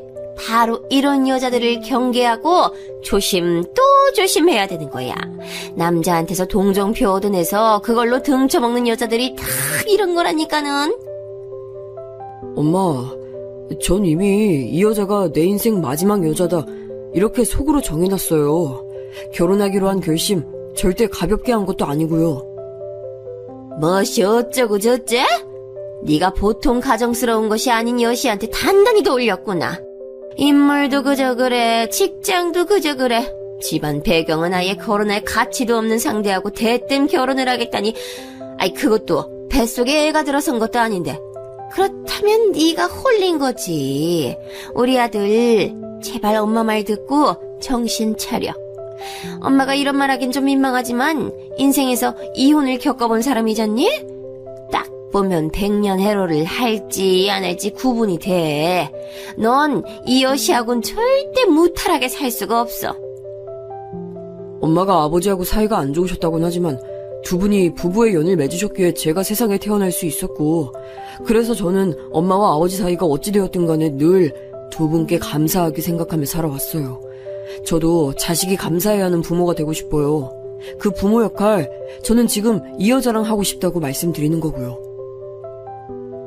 남편은 몹시 난처한 듯 표정을 지으면서도 다만 할 말은 조목조목 하더라고요. 저는 남편이 자기 의견을 이렇게 똑바로 그리고 길게 이야기하는 것을 이때 처음 봤어요. 연애 기간이 그리 길지도 않았을 뿐더러 남편은 자기가 회사에서 이리 치이고 저리 치이며 일을 하는 사람이기에 퇴근하면 절대 소모적으로 입을 열고 싶지 않다고 했거든요. 그래서 말수 자체도 적은 사람이었건만 이렇게 분명하게 자기 뜻을 고집해줄 줄이야. 놀란 제가 눈물을 훔치며 감동을 받고 있으려니 시어머니의 불타는 시선이 저에게 꽂혔습니다. 우리 아들이 전에 없이 이렇게 구는 걸 보면 정말 결혼하고 싶을 만큼 사랑하긴 한가 봐. 군대 다녀온 이후로 엄마한테 눈 똑바로 뜨고 반박하는 모습을 보는 건 이번이 처음이네, 우리 아들. 그래, 내가 엄마로서 우리 아들이 이렇게나 이 결혼하고 싶다는데 더 이상 대놓고 용 쓰면서 반대하다니 민망해서 그건 안 되겠네. 시어머니께서는 못마땅하다는 기색을 감추지 못하시면서도 말씀은 그렇게 해주셨어요. 허락의 의미였죠. 저는 날아갈 듯 기뻐서 이때부터는 행복한 눈물을 흘렸습니다. 옆에서 남편이 저를 달래줬고 그 광경을 보면서 시어머니께서는 남몰래 혀를 끌끌 차시더라고요. 하지만 전 괜찮았어요. 허락만 받으면, 결혼만 하고 나면 시어머니께 잘할 자신이 있었거든요. 친정엄마는 남동생이 자기가 결혼하고 나서도 쭉 모시고 살 거라며 호언장담을 해놓은 상태였으니 저는 결혼해서 저의 시댁에 온전히 발을 빠뜨려도 될 것만 같았어요. 비록 시작은 별로 좋지 못했지만 끝은 화기애애한 고부관계를 꿈에 그리며 저는 어느덧 결혼식을 올리고 난 새댁이 됐습니다. 저 결혼한다고 하니까 엄마가 많이 우셨어요. 너무 좋아서 그러신 거였는데 그 모습을 보면서 반드시 행복한 결혼 생활을 이어나가리라는 다짐을 몇 번이고 새겼습니다. 하지만 저에게 너무 과분하게끔 느껴졌던 멋진 남편과의 달콤한 신호는 제가 상상한 것과는 너무 많이 달랐습니다. 이래서 결혼은 현실이라는 표현이 있구나 싶었어요. 회사 근처에서 자취생활을 해왔던 남편은 자취방에서 정말 잠만 잤었거든요. 회사에서 밥이 나오니까 대부분 끼니는 밖에서 해결을 했고 자취방에서는 일절 무언가를 하지 않았어요. 청소도 제가 아주 가끔 자취방으로 놀러가면 해줬고 시어머니께서 일주일에 한 번씩 꼬박 들르시며 청소해 주신 것으로 압니다. 이런 남자하고 같이 생활을 하게 됐으니 자연스레 집안일의 몫은 저에게로 떨어졌어요. 그런데 제가 또 그런 것에는 이골이 날 대로 난 사람이라서요. 요리부터 빨래, 온갖 청소를 도맡아서 했습니다. 저도 남편만큼 좋은 곳은 아니어도 직장에 다니는 몸이었기 때문에 퇴근하고 나면 정말 피곤했어요. 그리고 저도 더 어린 나이일 때야 체력으로 밀어붙여서 하는 것들이 많았지만 이제 나이가 좀 들었더니 피로가 금방 쌓이더라고요. 생각과 의욕대로 몸이 안 따라와주는 것을 느끼면서 스스로 좌절감도 들었습니다. 그럴 때마다 저는 제가 스스로를 잘 다잡아야 남편과의 일상에 탈이 안 나는 거라는 생각을 했어요. 왜 그랬던 건지 모르겠네요.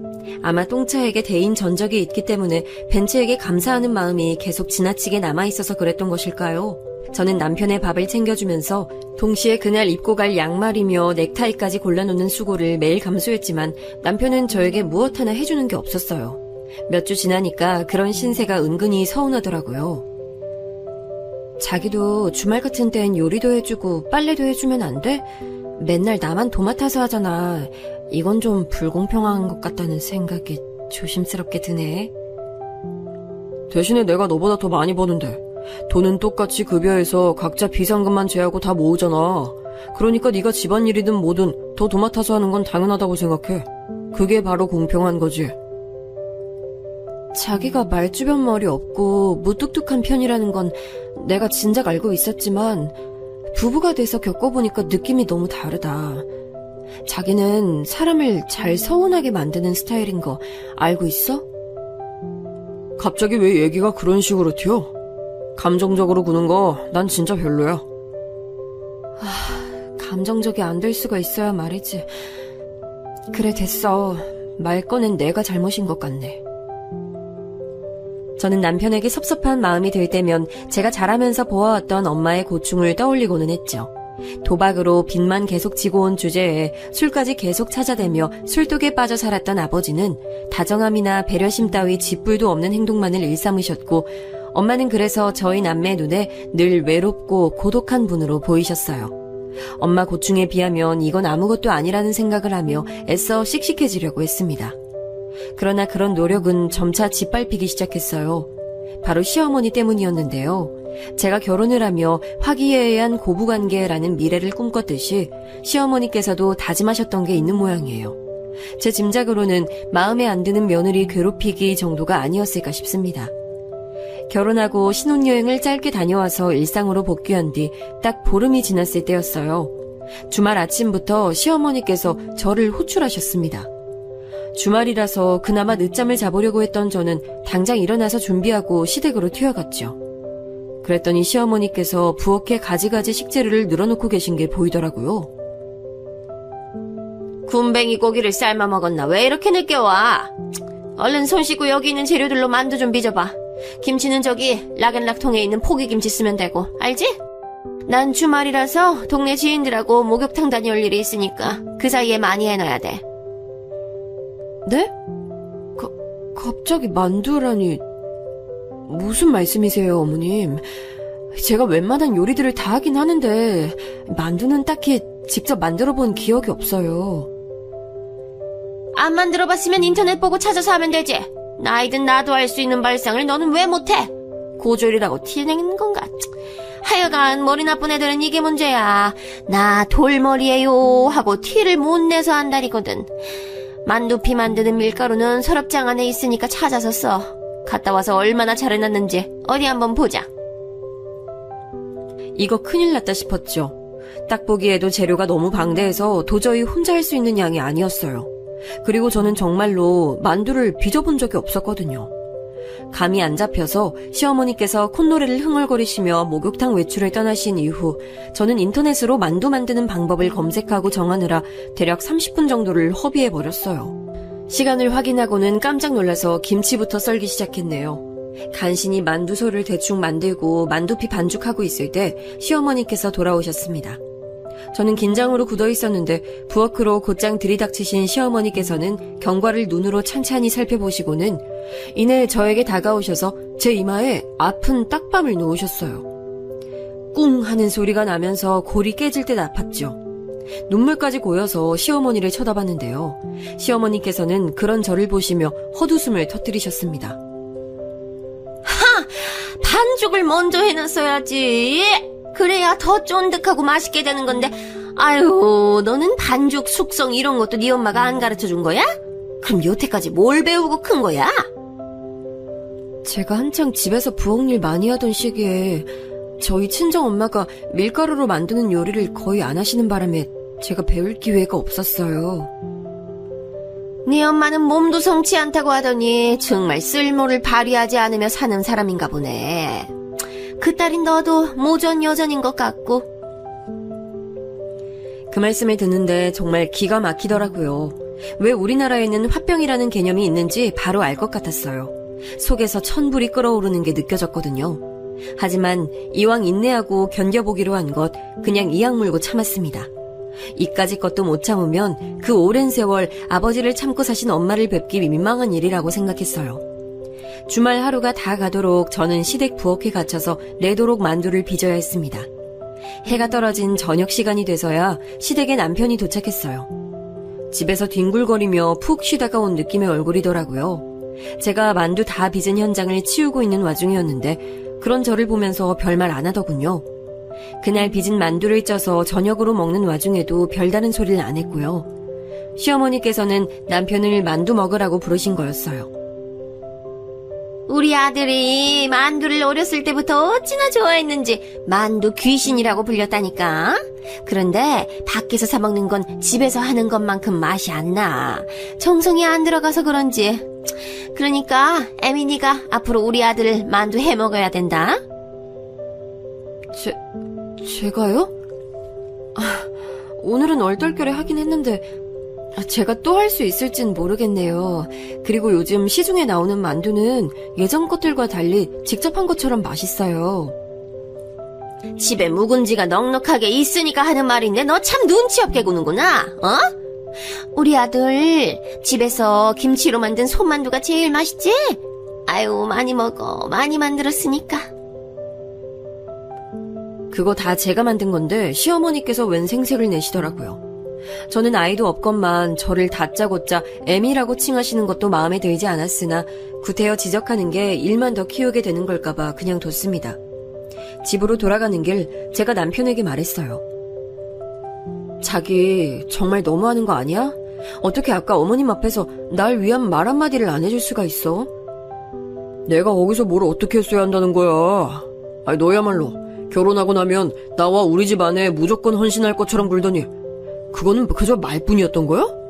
헌신하겠다는 사람 치고는 불만이 너무 빨리 나오네. 남편이 무미건조하게 나오는 것에 저는 왠지 모르게 기세가 수그러들었죠. 저에게 동조를 해주지 않는 남편이나 대놓고 저를 혹사시키려 드시는 시어머니나 이 둘에게는 잘못이 있다는 생각을 처음엔 아예 못 해봤었고 그저 저 자신에게서 문제점을 찾아보려고 했던 듯 싶어요. 그런 생각들이 자꾸 이어져서 그런지 저는 결혼하고 나서 그 이전보다 많은 피로를 느꼈습니다. 출근해서 일을 하려 자리에 앉자마자 꾸벅 존 적도 있었네요. 그런데 점입가경으로 시어머니께서 저에게 안부 묻기를 강요하기 시작하셨어요. 제가 직장인이었기에 전화를 매번 드리긴 곤란했는데 대신 문자를 꼬박 보내드리기로 했어요. 그러자 이틀 만에 저에게 전화를 거셨습니다. 애미야, 내 용 글자만 딸랑 보내놓으면 그걸로 끝이야? 꽃이나 산이나 바다 사진 한 장이라도 없어? 아이, 그런 걸 같이 보내는 센스가 너한텐 발휘하기가 무척 어려운 것이었구나. 넌 그래가지고 사회생활은 어떻게 하니? 넌 네 상사한테도 이러냐? 상사한텐 제가 개인적으로 안부를 여쭐 일이 없어요, 어머님. 일하기만도 바쁜 곳인데요. 아이고, 두야. 이런 것까지 내가 가르쳐줘야 한다니. 아우, 역시 잘난 구석 하나 없는 고졸 며느리를 들일 때부터 내가 이럴 줄 예상했지. 신혼 단꿈에 젖어 있어야 할 시기였건만 저는 속이 갑갑해왔습니다. 상대방이 저를 너무 안 좋게 낙인 찍어놓고 사사건건 시비를 걸어오니까 저도 버틸 의욕이 점차 떨어지더라고요. 그래도 묵묵하게 견뎠고 이런 거 못 버티면 우리 엄마 딸도 아니라는 생각을 하면서 매일 시어머니의 요구에 맞춰서 정성스러운 안부 문자도 보내드렸습니다. 그리고 얼마 후 새로운 난관에 봉착했죠. 애미야, 너 오늘 아침에 우리 아들 끼니로 못 차려줬니? 우리 아들 아침밥 든든하게 먹고 일 나간 거 맞지? 아, 오늘은 계란 후라이하고 치즈 먹고 나갔어요. 목이 까끌거려서 밥이 안 넘어간다고 하더라고요. 뭐야? 우리 아들 목이 까끌거려? 그거 피곤해서 감기 걸릴 때 나타나는 증상인데, 우리 아들은 원체 튼튼해서 감기 안 걸리는 몸이건만 너랑 같이 살다 보니까 면역력이 다 떨어져서 그렇구나. 아유, 속상해. 너 오늘 저녁밥 못 차릴 거야. 우리 아들한테 보양식 한 상 차려낼 거지? 양심이 있으면 그렇게 해야지. 제가 오늘은 하필 퇴근이 좀 늦는 날이라서요. 이런 날이 정말 드문데 하필 딱 오늘이 늦는 날이에요. 제가 내일이나 주말 보양식 잘 차려낼게요. 오늘은 집에 볶음밥 얼려놓은 거 있으니까 그걸로 저녁 때우겠습니다. 이런 망할 걸 봤나? 그딴 성의 없는 부실한 밥상을 차리겠다고? 노숙자 무료급식도 그것보단 낫겠네. 시어머니의 잔소리를 하도 들었더니 가만히 있어도 머리가 아파올 지경이었어요. 간신히 통화를 종료하고 화장실로 가서 거울을 보는데 도저히 결혼한 지 얼마 안 된 새댁이라고 하기엔 안 믿길 정도로 안색이 퀭한 사람이 거울 속에서 저를 보고 있더군요. 그 꼴에 스스로가 기가 막혔네요. 남편은 분명 저랑 결혼하기 전에는 집에서 끼니를 안 챙겨 먹는 사람이었어요. 그런데 결혼하고 나니까 회사에서 먹어도 되는 저녁밥을 굳이 생략하고 퇴근했고 대충 때우거나 말거나 양자택일이었던 아침밥도 뭐라도 챙겨 먹길 원했죠. 참 이상한 일이죠. 왜 결혼하고 나면 갑자기 집에서 끼니를 챙겨 먹어야 하는 걸까요? 그런 생각을 가지고서 남편을 며칠 관찰하게 됐는데 문득 제가 가정부도 아닌 노예 같다는 느낌이 들었습니다. 아침에 남편보다 일찍 일어나서 부엌으로 달려가서 뭐라도 준비해내고 남편 씻는 동안 출근 복장 챙겨주고 남편이 아침밥 먹는 사이에 저 얼른 씻고 부랴부랴 나와서 덜 마른 머리 문지르며 남편 출근길 배웅해주고 부엌 치우고 저 급하게 출근 준비 마치고 일터에 가서는 오전 시간 전에 시어머니께 안부 문자로 정성스레 남겨야 했죠. 퇴근하면 숨이 턱까지 차오르게 집에 일찍 와서 저녁밥부터 차리고 집안일도 싹 해놔야 했습니다. 저에게 있어서 진정한 저만의 시간, 자유는 제가 잠들어 있는 7시간이 전부였죠. 이러는 게 맞나? 이렇게 사는 게 맞나? 이런 갈등이 자꾸만 들었어요. 분명히 제가 복잡한 고민으로 얼굴빛 안 좋아진 걸 봤으면서도 남편은 일 키우기 싫다는 건지 아주 이를 악물고서 저를 외면하더군요. 그러던 중에 맞이한 주말, 저는 시어머니의 호출에 또 마지못해 시댁으로 갔습니다. 남편은 주말에 푹 쉬어야 하니까 일찍 불러서는 안 되지만 저는 마구 불러내도 되는 존재로 시어머니께서는 인식을 하고 계시더군요. 베란다에서는 커다란 마늘 포대가 있었어요. 저는 하루 종일 베란다에 거의 갇히다시피 한 채로 그 많은 마늘을 까야 했습니다. 너 같은 단순한 머리한텐 이런 단순 노동이 최고야. 어때? 적성에 맞지? 난 주말이라서 지인들하고 차 한잔 마시고 와야겠으니까 나 다녀올 때까지 많이 해놔야 한다. 제가 대답할 틈도 없이 시어머니께서는 당장 겉옷을 챙겨 드셨죠. 그러더니 걸려온 전화를 받으셨는데 제가 정확히 내용은 듣지 못했지만 시어머니께서 전화 상대방에게 며느리년이 찍소리도 못하는 천치라서 내가 오늘도 부려먹는다는 식으로 말씀을 하시는 것 같았어요. 깔깔 웃으시면서 통화를 하는 시어머니께서 나가신 시댁, 저 혼자 적막에 남겨져서 마늘을 까는데 눈물이 줄줄 나더군요. 마늘이 맵다는 핑계로 그 자리에서 많이 울었어요. 이상하게 엄마 생각이 많이 나서 더 그랬네요. 마늘 껍질을 정리하려고 빗자루를 찾던 저는 불현듯 찾아온 깨달음으로 몸서리를 쳤습니다.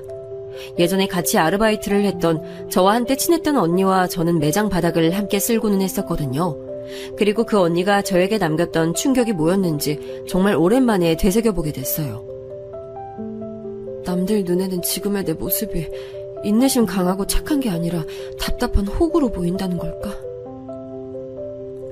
저를 등쳐먹었던 옛 남자도 떠오르면서 저는 생각을 고쳐먹기로 했어요.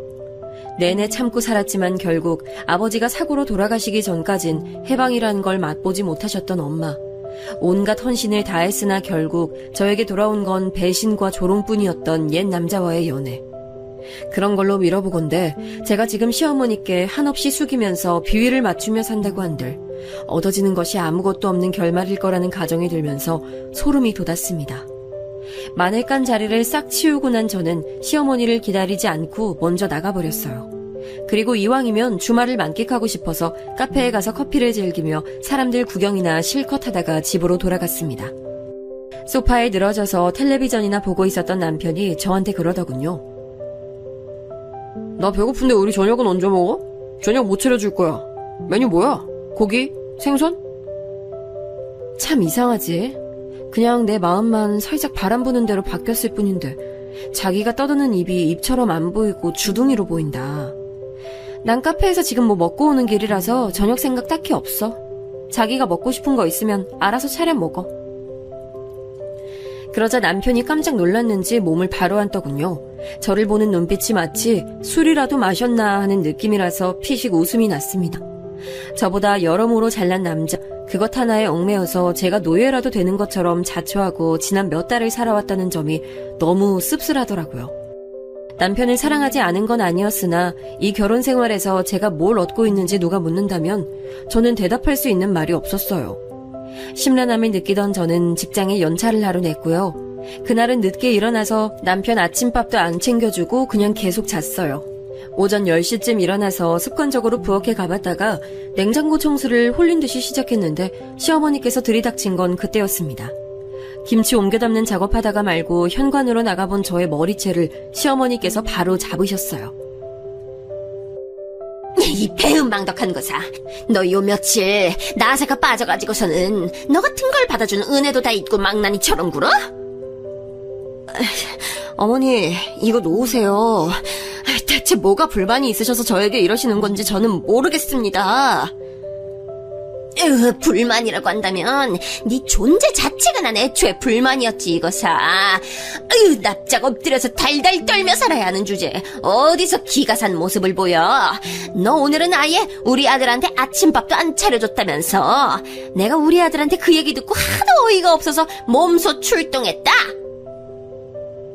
시어머니께서는 제 머리채를 잡을 때만큼이나 아주 거칠게 놓아주셨어요. 휘청거리던 저를 지나쳐서 시어머니께서는 냉수를 찾으시며 부엌에 들어가셨고 그런 와중에도 계속 입으로는 떠드셨어요.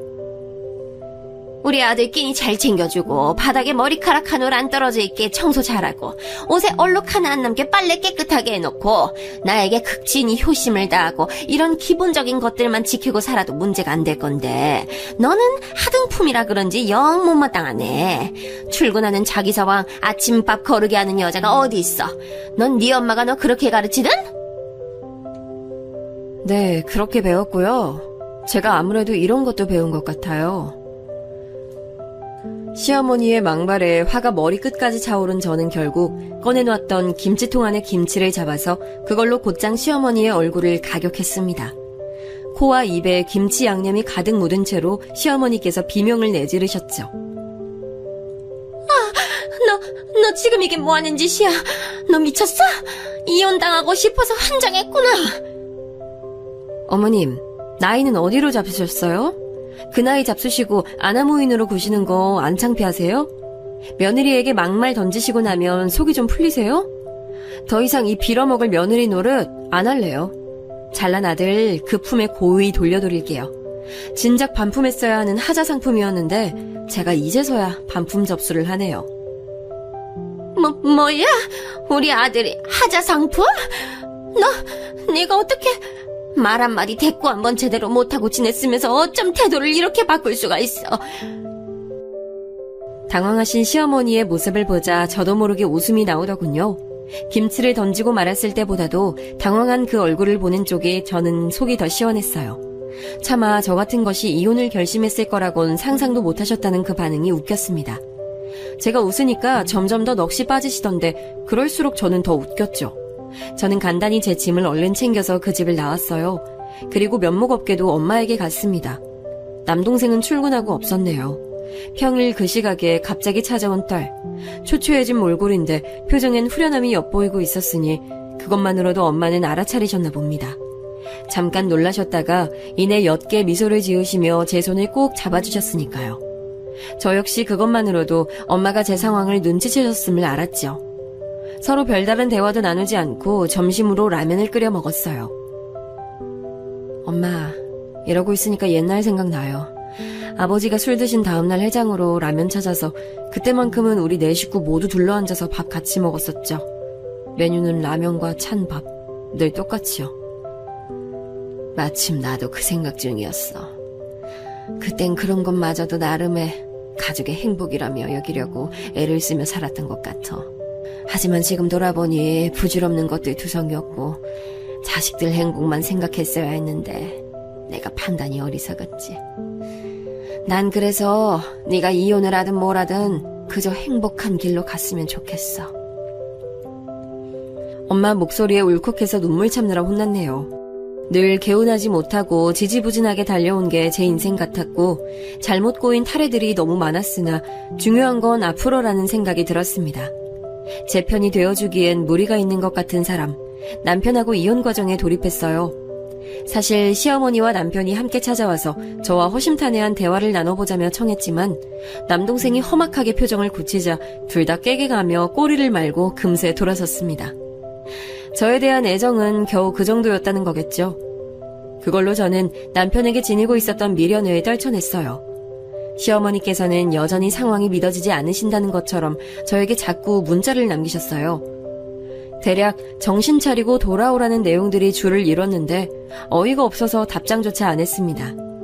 하지만 정신 차리라는 대목만큼은 공감했네요. 앞으론 진짜 정신 똑바로 차리고 제 인생 개척해 나갈 작정이니까요.